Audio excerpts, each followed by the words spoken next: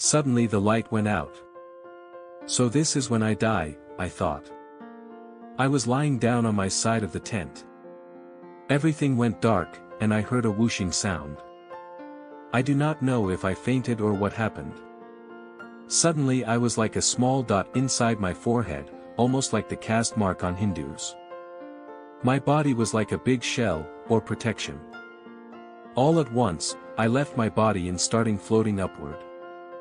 I knew that my body was still in the tent, everything was dark and I was somewhere in the air above the tent. I thought of my parents and my brother, who were at the summer cottage on the other side of the island. I did not feel any sorrow, and all the frightening things that I had felt before disappeared. I felt that I was floating upward in the darkness, but I did not feel any coldness. I was completely aware of what was happening. I felt like I was in the sky, in space among the stars. Suddenly I heard music, probably some of the others had turned on the radio. It was the most beautiful music I had ever heard. The music was so beautiful, it felt like I was part of it, like I was floating on the radio waves. It was a famous song from 1968, in the year 2525, by Zager and Evans, I found out later. I could feel how I floated higher and further away. Then everything was black, and I felt very alone. I was sad over being so alone and being in the situation I was in, but I could not do anything to change it. Nobody was there to help, and I did not know what was happening. I was afraid, very afraid. It felt like I was being dragged through a dark, wide tunnel, high up and far away by some strong force like a magnetic field. I was in the universe. It felt like time had ceased, or did not exist at all. There was no time, just eternity. One day in life on earth was the same as 1,000 years here, or else 1,000 years on earth was like one day here, or maybe there was no time at all, like time was forever. My physical body was not there, but my whole soul was there, my consciousness, all of me. I could feel my body astrally. In the middle of the darkness, my consciousness was very bright and clear. I understood in a few seconds the purpose of life, I knew the answers for all the questions that no one had been able to answer.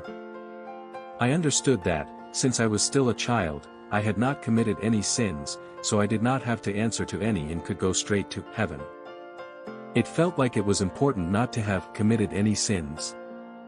Also, I could feel things in my life so far that had hurt me. I looked back a little on life, and, as I did so, I knew so much, I knew all the answers to questions that were never even asked. Unfortunately, I do not remember them today. I had not known of anybody that had died, so maybe that is why no one came to meet me. I felt alone and afraid for a while. Suddenly I could sense somebody or someone's presence. I felt happy and could discern a bright light far away in the dark.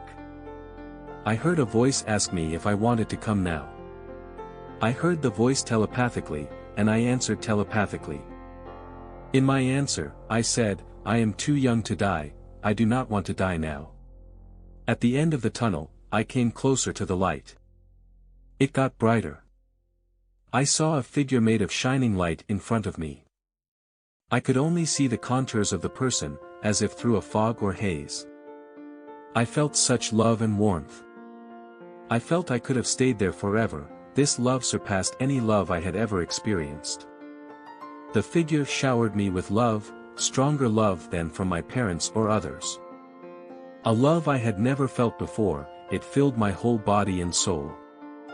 I felt unconditional love flowing to me from this figure of light, it filled me with happiness and it was everything I had ever needed. Later in life, I always looked for this same kind of love in others, but I could never feel that strongly toward anyone except my child. I so much wanted to stay inside this love emanating from the figure of light.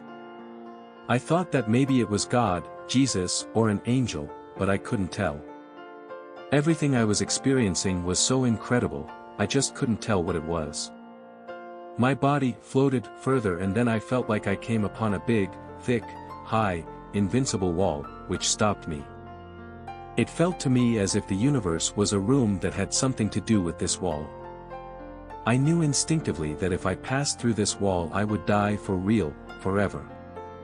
I knew I could have floated through the wall, but I chose not to because I really did not want to die.